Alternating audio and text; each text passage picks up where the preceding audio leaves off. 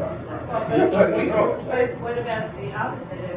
If there are funds that they all agree on, you know, say it's 90 million, and they all agree on 20 million, or they hold up that 20 million because they can't agree on the rest of the 70 million, by June 1st, they can vote a 20 million CIP, and then have funds available to start doing things. Gene, that can happen now. Yeah, That can happen now. That goes back to the 5 votes. That's where it all falls apart. Because then that's when the politics between the two branches of government come in. Because we could get 5 votes for 20 million. Okay? We could have gotten 5 votes for 20 million. But that's not good for the executive branch. So they got to go out and pick off that 5th vote. Now we're back to 4. well, That's what but I happens. think what we're proposing is that if you can decide on an amount, you can always go back and amend it later on after June 1, and the executive branch might not agree Right. that you haven't passed the whole 90 million, but you at least passed a portion of it so they can move forward with that, and then we can go back and amend it. The problem there, though, Gene, in fairness to the city council, is just because the city council, correct me if I'm wrong, because the city council votes the 20 million, doesn't mean that the mayor has to vote one. The mayor can turn around and veto that. And so it's not just that, I appreciate what you're saying, but unfortunately, it doesn't, just because the city council would take a lesser included number in what the mayor proposed, doesn't mean that the city council can dictate that number back to the mayor. So eventually, there has to be a meeting of the minds. And, you know, for better or for worse, I think for better, there are separate branches of government. So yes, you're right procedurally, but it would still require the same level of consent. Both would have to do something, all right, I'll be a little cynical, both would have to turn around and put their respective political purposes aside and decide that for the good of the city, it would be better to have a 20 million capital budget that everybody can agree on and then humble and negotiate about the rest than to hold out and use as a political cudgel against the other side why it is that they're screwing up the budget process because they're insisting on not appropriating or appropriating either But way. isn't it the same thing if you say 0? Yes. 24? Yes, it is. That's what I'm saying, so if you go, if we're proposing the deadline for June 1 for both things to be passed, and it's 0, it's 20, whatever the number is, and they have the right to go back and amend that, and whatever was outstanding. But if they got the They executive don't have the right branch, to amend it, they have the right to propose an amendment. It's not an automatic thing. right, So, well, they could go back and say, we're approving, you know, X dollars right now, we'll be reserved the right to go back and look at the remaining amounts that the executive branch wanted. They still have to be buying from the executive branch for what they approved by June.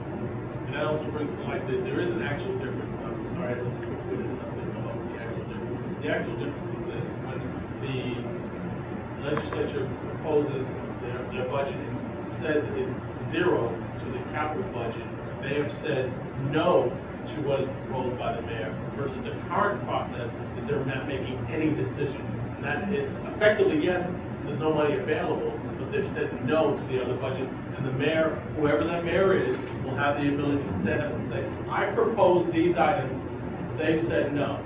And it brings into the public opinion into the process. Are they willing to say no because they think some level is higher or some level is lower? No, where are they willing to stand up for their principles and say, this is what I feel, this is where I'm at? Versus currently, I don't know how they're quite getting away with the fact that they're obliterating the June 1st deadline. But versus currently, they can say, we haven't made a decision yet. We're still making our decision. I still see it being the same. The June 1st deadline on the capital. Well, and actually, the June 1st deadline applies to capital and the operating. Somehow, we're walking through it on the June 1st on the capital. They're not walking through the operating only because it has this other trigger that beats them in the head. And I'm saying we need to create something else.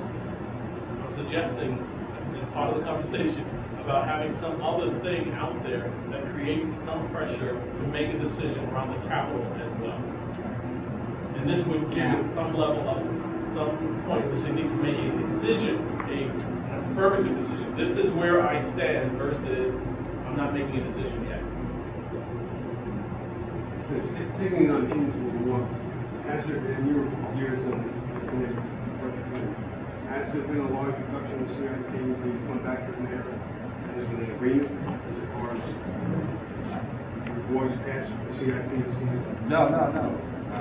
2 years, we had basically the mayor's CIP. And last year, we couldn't come to an agreement because there were 5 of us, or there weren't 5 of us who would pass his $98 million CIP. We thought it was a little bit excessive. And he said, I want it all or nothing. In which case, I was prepared to vote nothing, but there weren't 4 other votes to vote nothing with him. And So he comes back and says it's all or nothing. that's what happened last year, and it's happening again this year, except I think as a result of last year's negotiation, this year there's a little bit more of the council. Actually, what we've done, and this is really not the way, I don't think the strong mayor form of government was set up. We're actually doing the executive's job, which we don't want to do. We shouldn't do. How do we do? Last year, we chose projects. That shouldn't happen. And why do you feel that we're in that position? We're part-time legislators. I don't have 1,000 commissioners and engineers and people out there advising me. I'm saying, I must have not phrased my question Yeah. properly. I mean, why did you feel that you were put in the position you had to make those decisions?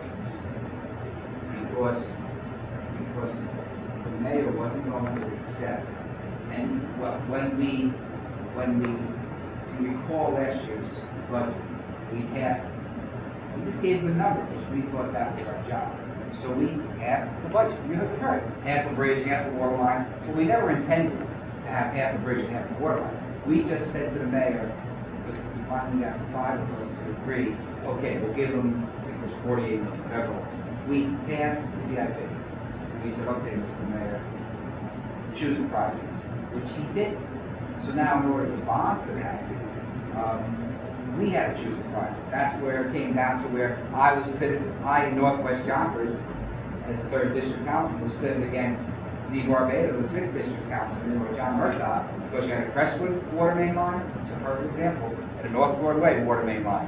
And since he let us make the decisions, I had to go with my constituency, because he didn't want to have to choose between North Broadway and Crestwood. And that's what happened. That's not how it's supposed to be. That was what happened last year. So now, obviously I paid for the now, because